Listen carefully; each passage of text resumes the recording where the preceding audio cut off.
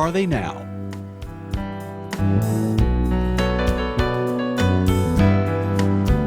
We reach into the archives of Lenape, Shawnee, Cherokee, and Seneca High Schools and invite selected alumni to share memories and fill us in on their career paths after commencement. Since Lenape's first graduating class in 1961, Shawnee's in 1972, Cherokee's in 1978, and Seneca's in 2005, over 65,000 individuals have received diplomas from these four schools. Here now is your host, DJ Deeney. Welcome to another episode of Where Are They Now? Today we'll be reconnecting with an alumni from Lenape's class of 1997, Stephen Cappello. Steve is the principal of Yoakum Elementary School in Maple Shade, New Jersey, and lives in Medford. Welcome to the show, Steve. Hey DJ, how are you? Thanks for having me. I'm great. We obviously go back a long way. We've known each other for a long time, but we're going to enlighten some of the viewers about what you've been up to and the path that got you to where you are now. Let's go back to high school. Okay. Lenape High School class of 1997. I have your yearbook here. It's funny that I happened to be looking at this before we went on the air, and you did a lot of activities. Some of your activities that you listed were regional orchestra, marching band, concert band, show band, jazz band, string ensemble, wind ensemble, and of course you were really involved musically and also with LDTV. Yeah, those LDTV and the music program were two things that took up a lot of my time in high school and really kept me really interested during my years at Lenape. Yeah, and absolutely, like your fondest memory, late night trips to Mr. Nick's house. Yeah, the music program at Lenape was fairly unique in that we had a really close relationship, not only with each other. It was what we did academically during the day, but also socially after school and in the evenings. We had a really close relationship with our teachers and our band directors, so it was sort of tradition that a group of students would go out and pay visit to the director, and Mr. Nicholas at the time lived over in Pennsylvania, and we would make late night trips out just to kind of say hello, check in, play some music outside his house, something fun on nights before our state competitions. And of course, you had a long-term goal even back then to marry the one you love and to jog around the world. I got halfway there. Around the world? I actually did wind up marrying my high school sweetheart. Oh, okay, that half. And still working on the jogging around the world thing. Okay, you're working on it. All right, and also LDTV in its infancy. So 1997 was pretty early on. 1991 is around when the station got its start, so you were pretty early. Yeah, well, actually, I'll take it back to I was a freshman in 1993, and it became apparent pretty early on that I wasn't going to go the route of athletics with my high school career, and was really looking for something as a freshman to get involved in. And a good friend of mine, Matt Duran, gave me a call, and he said to me, "Hey, I'm going to check out this thing with my buddy. It's at the high school. They make TV shows. Are you interested?" And I was a 14-year-old kid, and that sounded really cool. So I said, "Yeah, sure, Matt. I'll go along for a ride." And I came in and came into this studio that we're in today, and had an opportunity to meet a young John Donaldson and the late Cheryl Haynes Germanaro. And like within the first 5 minutes, I was hooked. I loved it, and took my first spot on camera and worked my way through all of the different jobs there. And again, LDTV in 1993 was very much in its infancy, so we were, I was a 14-year-old kid on the cutting edge of something really great, and it was a really good experience for me. Well, it's kind of ironic that even though you took some other paths musically and whatnot, you kind of ended up coming full circle to the technology and the television field later on in your career. So we'll get more to that in a second. Sure. Some of the special teachers that you remembered, some that you wrote down, Len Nicholas. Yeah, I can't say enough about Len Nicholas, and I know you've had others on your show who've also been very complimentary of him, but he was a real pillar in my life as a young kid looking for direction. Not only musically gifted, but he was the way he could connect with students, but also Mr. Nicholas was a pioneer running his music and technology program, and that was something I was so interested in. And I really took to the program and really took to him and his personality, and learned a lot that I would apply later in my teaching from Mr. Nicholas, both academically, but also in how to interact with students, how to get students to perform for you, how to get them interested in a program beyond the nuts and bolts of the daily school life, but to really get them to give themselves beyond the school day. So Len really inspired me, and I still consider him a great friend today, and we still can connect professionally. Yeah, and he's still one of those teachers that constantly updates and stays with the changing technology. Yeah, the program is still so fresh. I had an opportunity recently to go and pay a visit, and it's nothing like the program that was here when I was in high school. Robert Paul. He was the other band director at the time. He didn't have a super long run here in the Lenape District. He later went on and moved into administration, which, again, I was able to reconnect with him professionally and share a lot with him professionally through administration. But he was one that sort of recognized me as a young kid freshman year. I came into the band, and it was my first time in the high school band. There was maybe 100 kids playing in this, and I was a little bit of a hothead and kind of wanted to show off a little bit. And probably the best thing he ever did for me was he put me in check from day one and said, if you want to be a part of this team, if you want to be a part of the program, it's, so kind of shape up or ship out. And I appreciated his candor with me, and after that, really wanted to perform for him, really wanted to do my best for him. And we forged a close personal relationship, got to know him and his family, and was a real instrumental leader in my life. Another music department teacher, Tom Traub. Yeah, the late Tom Traub he came on in my senior year, so I only got to work with him for a year, and then again later professionally when I came back to work for the district. But he was another one that was really good, not only with his music, but the technology integration into the classroom, and just took to him and his personality. And it was really spent a lot of time learning from him, not only about music, because he was a very gifted musician, but also very gifted with technology. So, Jim Forrest. Yeah, Mr. Forrest had him twice. Had the opportunity, by attrition, to get him as a U.S. history honors teacher junior year, and just really liked his personality. He was very knowledgeable about all things history. And then, come senior year, when you have an opportunity to take some electives, I took American government with him, and that's where we really got a chance to connect. And I learned so much, from the way he conducted his class. Not only just the fact that the man was a genius, but his pedagogy was such that, I would see it later in life when I went to law school, and he was very much subscribed to the Socratic method, where the students were presenting the material in class and engaging in discussion. I think later, when I entered education, I realized how many tools that I witnessed as a student I was able to employ, thanks to Mr. Forrest. Kate DeSantis. Ms. DeSantis, who's still, I believe, still here, yeah. working here both as a teaching and administrative capacity. She just had a vivacious personality. She could connect with a young. I had her my sophomore year in biology, and just there was something about her I wanted to do my work better to please her.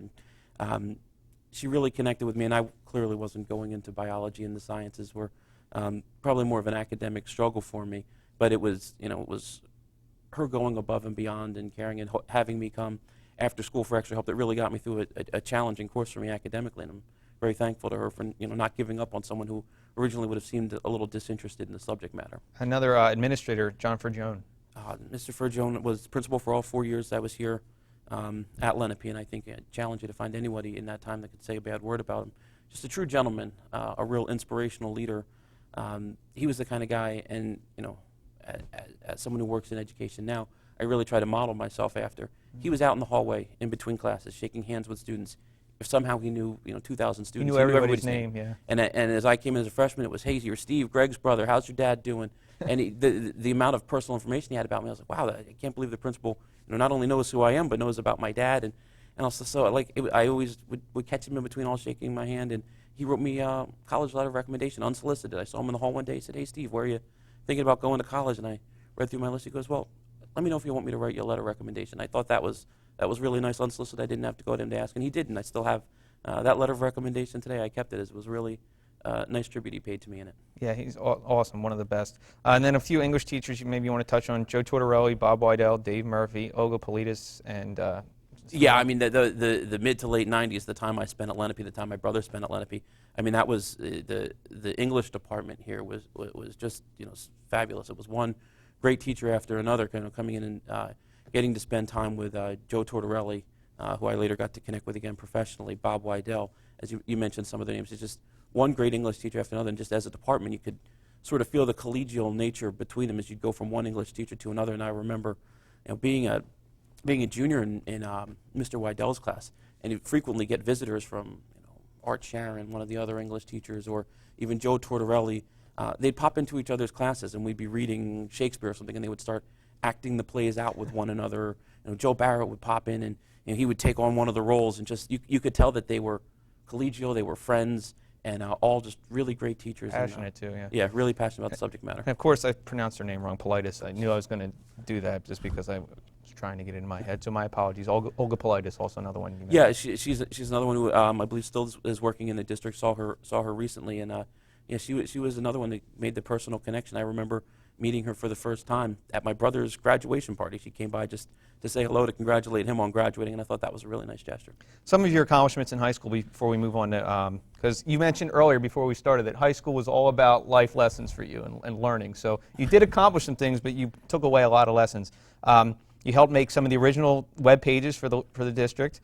You won the Laureate Creative Writing Contest your junior year, and you marched as part of the Joseph A. Fergo String Band in 1996, winning first place in the New Year's Parade. So, any memories from those events? Oh, and there's an interesting story probably behind all of them, but to take you back into, again, this was when I first entered into high school, 94, 95. I was always a techie my whole life. From the time I was very young, I got my first computer when I was in grade school. I used the money my grandparents had saved for me. Got involved in programming. I was online before there was an internet. There was a group of Cherokee graduates, DJ Wood out in Marlton, and they ran something called a BBS, which not too many people knew about, but it was sort of the precursor to the internet, and I got really involved in that and learned a lot about computers. And then, I remember the first internet connection that came into Lenape High School. We had 6 computers down in the library, and finally Lenape, and this is maybe my sophomore year, Lenape had the internet, and it was cutting edge, and it was a big thing. And you think now there's probably 6 internet-connected devices, between me and you right now, we probably have them. But at the time, the 6 Macintosh computers down in the library were a really big deal. And I remember being fascinated by the internet early on, and wanted to create web pages. And I started learning HTML, working for this BBS in Marlton that later became an early internet pioneer, one of the first web hosting companies, a company called Red Sector. And I went to intern with them, and I learned about making web pages and developing. So I made the first web page for the Lenape's music department. There was the How Web Club at the time that was making the first web pages for the district, and it was really cutting edge stuff. It was a lot of fun to learn, and the skills that I learned, in high school working for that company in HTML, I still use them in my employment today. And you mentioned the Laureate contest. That was an academic writing contest, which was something, to know a young Steve Capello in high school. I was not necessarily consider myself a writer or even an academic, but Mr. Tortorelli ran a creative writing class, and I wrote something for him. He pulled me aside. He said, "Steve, I really feel very strongly about what you wrote. I think, there's something here. I think you should polish it up and submit it to this contest. You never know what will happen." And about 2 weeks later, I got notified that they picked my piece as the winner, and it was a really proud accomplishment for, again, a student that hadn't really necessarily been at the highest end achieving academically. So, and then of course you mentioned the Ferco String Band. That was a 1-year thing. It was a lot of fun. Some of my friends in the band, the Rotundo brothers, who both ironically teach now at Shawnee High School, said, hey, if this is something you're interested in, they have a long family tradition in mummery and in the string bands, and something that I tried out for a year, and happened to be the year that I did it. We won first place, and I kind of retired a winner, and went out on top, right? Yeah. Well, you go to TCNJ for college. What went through that decision process? What got you there? Well, again, struggled a little academically in high school, so my grades probably weren't the typical TCNJ incoming student, but had an opportunity to go there and interview with one of the vice presidents, and I think I was able to make a connection and really talk about my motivation for the future. And he said, well, we've got a couple degree programs that are not necessarily under-enrolled, but would be a good match for a student such as yourself. He said, have you given thought to what you want to do? And at the time, I knew I was very much into technology and thought I would pursue computer science. And he said, well, I've got another program here that I think you'd be a ripe candidate for. It's called technology education. It was new at the time, right? The new program? The program was very much transitioning from industrial arts into technology education. Right? Yes. And as a tech person in high school, I thought, wow, that's very interesting. And I never really thought about myself as an educator, but my mom was a teacher. My dad was a teacher, principal, worked for the Department of Ed. So he sort of presented that to me as an option, and I said, well, that's something that I can get into the school. I can always try it. If I don't like it, I'll change majors. But so after that day, I got admission to TCNJ as a technology education major. Started my freshman year, went to my very first class, met one of my best friends, my college roommate, my son's godfather, met a good group of people, and said, I think this is for me. And I kind of in the back of my mind thought, well, maybe I'll change to computer science one day, and wound up computer science as a minor, and stuck it out with technology education. Loved every minute of it. It was a great program. So you graduate in 01 from TCNJ. Yes. And then you move on to Rutgers. Tell us about your experience at Rutgers. Well, it's sort of, we're going to cross paths here because, I graduated in 2001, and in September, whatever it was, September 4th, 2001, I started my first day of full-time employment during the day, and also I started Rutgers at night. It was somewhere I got an itch about junior or senior year that, again, I loved what I was doing in technology education. I really saw a future for myself in that. But in the back of my mind, I thought, well, maybe I'll get out professionally. This might not be for me. And in college, I had done the computer science minor and did some work a couple internships for Dow Jones as a programmer, and I kind of learned probably not for me. In my life, I can't probably spend my day in a cubicle programming. I think I want to be around people. I want to work with people, and it was around that time that I almost wanted a backup. So I kind of got the itch to go to law school, and that's so September 2001. I spent my first day, I said, professionally working for the first time, and at night I went to my first class at Rutgers studying law. So you studied law for 4 years, but during that time, as you mentioned, you get employed at Shawnee High School. Correct. And you were hired as a teacher, and what was the exact position you were hired in, and what were you end up doing? Okay, well, as I mentioned, I was a technology education major, so I was certified to teach everything soup to nuts in the technology department, which at the time was also in transition. But I had interviewed at Cherokee for a job teaching robotics and electronics, which I was really looking forward to, thought was fun. But almost a day later, I got a call from one of the supervisors, Bobby Schultz at Shawnee, was looking for someone to teach the television program. And I heard about it and instantly brought me back to my LDTV days. Right. And I actually did my student teaching at Washington Township in a television production program, a really good program with them. And had an opportunity to go over an interview at Shawnee for the TV job, and just fell in love with the program. It was, a program that, was ready to just sort of take off and blossom. I saw a lot of potential there. And so, so September 2001, I started teaching. At the time, it was called Media Television Technology. There was Media TV Tech, yeah. Media TV Tech levels. There was a first and second year course only at the time. And I'll never forget going back to 2001, those first couple classes I had, and just what a great experience it was to return to the Lenape District and teach at Shawnee High School. Well, Some of your accomplishments that you told us about, and I was here when you did them. You were hired in 2001. You won Teacher of the Year for Shawnee in 2005. You started the Media Tech Club, which was the club that went along with the class. Started a morning show at Shawnee. You advised the TSA, school webmaster, later became the CES. Started the Wing Bowl. And here's one that I saw in particular. Announced for LDTV Sports. First ever LDTV Sports game. And who was my co-host? I think that was me. That was Shawnee Cherokee football, right? I was, and I mean, and I could talk about any one of those with a lot of pride and admiration, and really feel so many great memories from teaching at Shawnee High School. But that has to be your number one memory, though. Right? LDTV Sports, again, I felt like it's such an opportunity to work with LDTV in the traditional sense in its infancy as a high school student, but then as a staff member to see the launch of LDTV Sports, and as I'm sure most of your viewers know, it's just this terrific endeavor where, for the first time, Lenape had this high-tech news van. We had a team of people working remotely, and to be a part of that team was a lot of fun, and to get to announce for the first time, to take away from teaching and get an opportunity to be on the air was a lot of fun for me. And I still came back even after years later to get involved whenever Shawnee was playing a game as announcer. Was a really good opportunity. Yeah, it was an awesome experience. First-hand knowledge here, like that program when you came in, like you said, was in a transition, and seeing it grow to what from when you were there was really impressive. I mean, you come in 2001, and we have the LDTV Awards in the district, and you guys went from, not really having, like you said, one or two classes to having one of the biggest representations at the whole award ceremony, and doing very well and winning lots of awards. So congratulations on helping to, make that what it is today. You kind of, in its infancy, really helped grow that. Yeah, well, the program, and I attribute a lot of that to, we received a lot of support. Even at the time, before I had started, I came back to LDTV, and I met with John Donaldson, I met with Cheryl Haynes at the time, and said, what can I do to build a program that I can be really proud of? Do you have any advice for me? Because LDTV was always sort of this entity that served as support for the district, and always supported the feeder programs that came through the schools, and was really fortunate to have LDTV as a tool, and the professionals here to offer me some guidance. And Cheryl Haynes at times pointed me towards Mr. Rob Cassimo, who ran the program at Cherokee, and said, this is an exceptional program.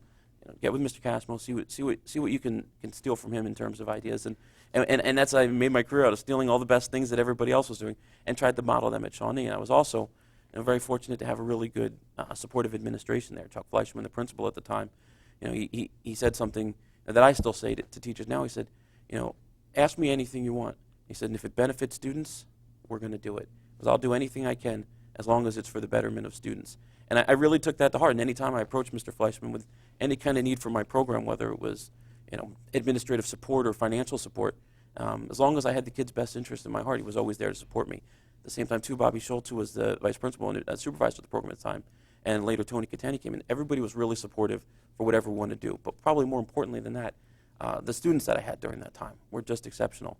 I have so many of those students now who are working in the communications industry, or and that's probably what makes me most proud of the accomplishments there is what the students were able to do in that time.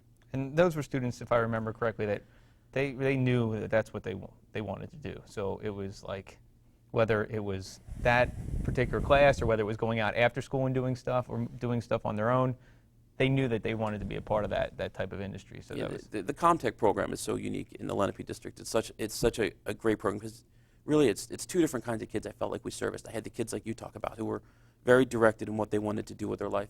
This was their profession, their vocation. They were going to go to college to study communications, and I have so many of them that are working in the industry. I mean, so proud, and probably my most proud thing is to come into LDTV today, and I see one of my former students is working here as a technician. As I walk past the office, I see another one of my former students is now teaching the communications tech program here. I mean, just such immense joy. But those were kids that knew they wanted to go into communications. The program also targeted another set of kids who I was really proud. Kids that were maybe more, I don't want to say disinterested in school, but didn't have that extracurricular niche. They weren't the athletes, they weren't the musicians, they weren't the artists, but they were kids who were looking for something to get involved in school. And I had a lot of students who, their main connection outside of, the 13-period day at school was their connection to Shawnee TV. And I was really proud that we were able to have a place where, kids of all different academic achievement, freshman through senior, were able to all kind of come and have a level playing field and be a part of this team that produced the Renegade Morning Show or any of our programs at Shawnee TV. Now, what year did you leave Shawnee? I left Shawnee in 2008. All right, so you leave in 2008, but during that time, you attend Wilmington University? After I graduated from Rutgers at night, I almost immediately started taking classes at Wilmington, because within my first couple years of education, I really felt strongly that I wanted to stay in education. I loved every minute of teaching. And around 2004, 2005, we were having some referendum talks about making some building improvements, and I was sitting in a meeting with the then superintendent, or actually she was the assistant superintendent at the time, Emily Cappello, and she pulled me aside and said, Steve, I like a lot of the feedback you're offering here, and have you ever considered a career in administration? And I hadn't really at the time, and I said, oh, that's definitely something to think about, and I kind of put it in the back of my mind, and a couple years later revisited that thought, enrolled in the program at Wilmington University, and got my master's in educational leadership at night, and ultimately later used that principal's certificate that I got at the end of that program for my first administration job in 2008. So in 2008, you move on, you're given this opportunity in Maple Shade, correct? Yeah, and it was really hard for me at the time. After 7 years working in the Lenape District at Shawnee, it was a really tough decision for me to make, to leave the classroom, and not only leave the classroom, but to leave the Lenape District. But it was an unbelievable opportunity to run the district's IT program and supervise the technology education program in Maple Shade, another great local district. And it was just an unbelievable opportunity I couldn't pass up. And I started there in 2008, and it was, again, another really good experience for me professionally. So then that opportunity allows you to move on to where you are now. Yeah, I spent 6 years working as the director of technology in Maple Shade. It's a 4-school district, K through 12. We were able to accomplish a lot IT-wise, but also had an opportunity to spread my wings a little bit as an administrator, do some supervision, classroom observations, program planning. But then this past spring, an opportunity came up in a principal's position at our K through 2 school, Yoakum Elementary School. Had an opportunity to move into the principal spot there, and I've worked in that capacity ever since. So how's that job different than what you were doing? It's funny, it's amazing, it's ironic. To leave college and teach high school, I kind of had in the back of my mind, I wonder if I can be a high school teacher. I wonder if they'll buy me as a teacher of high school. And just sort of took to it, and really liked working with the older student population. Had never really given consideration to working with a younger group. I had done some pedagogy classes in college and had worked with young elementary students and really enjoyed it. And later had kids of my own, so really enjoyed being around young kids, but hadn't really put it on my radar. And then working in the director of technology capacity, K-12, had an opportunity to be in with some of the younger kids, and just really enjoyed it. But you ask what the differences in the day is like. The Yoakum Elementary School, we have students in kindergarten, first and second grade, and we have a lot of them. We have almost 640 kids. Wow. It's a lot of little people, and the problems of the day are very different than the problems of the day when I was teaching at Shawnee. The academics look very different. But I tell you, the one thing that is consistent is, and I worked with a great group of teachers and instructors at Shawnee High School, and the group of teachers that I work with now in Maple Shade are phenomenal as well. So you surround yourself with good professionals. It makes for a good work experience anywhere. Now, do you think the fact that you had your own family, we'll get into your family in a second, but Sure. you had a family, you had kids, is it beneficial that you had your kids before you went into this position? Absolutely. I mean, I've learned so much about working with little kids from my own. I think it's just a way you learn to It's- talk and the way things, absolutely. messages get across. And not only that, but also learn to love the appreciation for being Right. around young people. It's such a gift to get to work with young people every day. But what I'm able to apply from my life with my own family, life lessons every day, and I think it makes the position very relatable to parents, and especially because my kids are around the same age as the students in my school.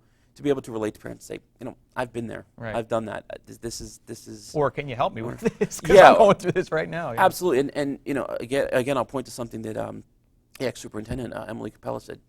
She said, being a teacher is the hardest job in the world, and I very much believe that. She said it's the hardest job in the world, second only to being a parent.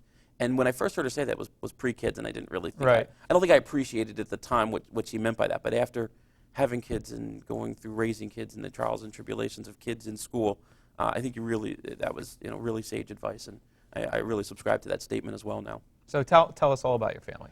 I am married to my high school sweetheart, Dawn. We got married in 2002, and shortly after we had our first couple of kids. I had twin boys, Alexander and Andrew, who are now in 5th grade at Taunton Forge Elementary School in Medford. A couple years later, we had our next son, Nicholas, who is now a 3rd grader. And more recently, we have our 19-month-old Jack. Oh, wow, you look completely well-rested. Four boys keep us busy. They keep us hopping, but I mean, they're everything to us. They're our whole reason for everything we do, and they're a lot of fun. I wouldn't trade them for the world. Now, tell me about some of your, going along with your family, some of your interests outside of work, some of the things you like to do. Well, as you can imagine, we spend a lot of time with our kids, from moving from activity to activity. Right. And their sporting events, their music events. So we do get to spend a lot of family time. We love to travel. We took the kids to Europe a couple years ago. Just a really fascinating trip. Got to connect with some family over there. Love sports. Love taking the boys out to Flyers games, football, hockey, anything. Being the dad of boys is a real gift, especially when they subscribe to some of the things that your interests and your loves. My kids are playing music now, which is, so. I see one of them plays trumpet. That's good. You're leading them in the right direction. As a former trumpet player, my son Alexander just took the trumpet early on. He, in 2nd grade, he asked, "What do you want for your birthday?" He said, "I want a trumpet." But didn't push it on him or anything, and he asked for a trumpet, and I thought it was great. And now, more recently, Medford Schools brought their band program back to the 5th grade, as my twin boys are 5th graders. It was just, good timing. It was perfect timing, and they've taken to it. Andrew plays the guitar, he plays the saxophone as well in school, and so I love playing music with my kids. And Nicholas plays the drums, and we'll get together and we'll play music as a family. It's a lot of fun. It's a great way to spend time with the kids. Now, before we circle back to high school, one thing that you mentioned earlier about student teaching at Washington Township. Yes. One of your highlights in your career was at Washington Township when you hosted Weird Al.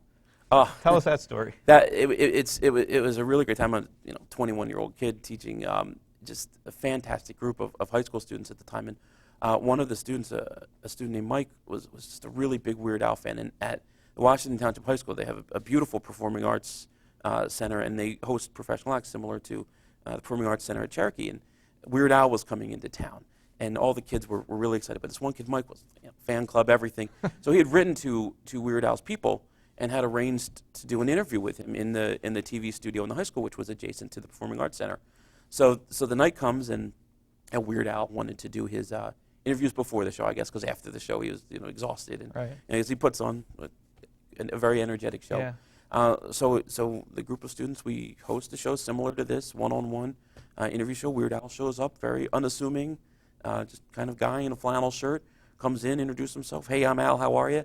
And we proceeded to have about a half-hour interview show. He answered, all of the tough questions, and we had a lot of fun. Posed for pictures afterwards with everybody, but sort of sort of like brush with B-level, C-level fame. Right. And, you know, and at Hey, the he's time I still left, relevant today. It's unbelievable. after his stint this summer with Yeah. with his releases online, he was the #1 recording artist in the world this summer. So Right. so that's sort of the claim to fame, is I got to hang out with the #1 recording artist in the world. There you go. So coming back all the way full circle, any lessons that you can, and obviously you learned a lot of lessons through your years, what advice would you give maybe to high schoolers now that they don't know now, but they will when it's over, so type of thing? And you know, it's funny to hear you say that, because some of my teachers in high school might have said, you're going to ask this guy for advice later in Right. life. And if you had asked me if I would be giving advice to students, but I think there's probably one valuable piece of advice I can give to students. And you know, it took me a little while when I got to Lenape to find my niche.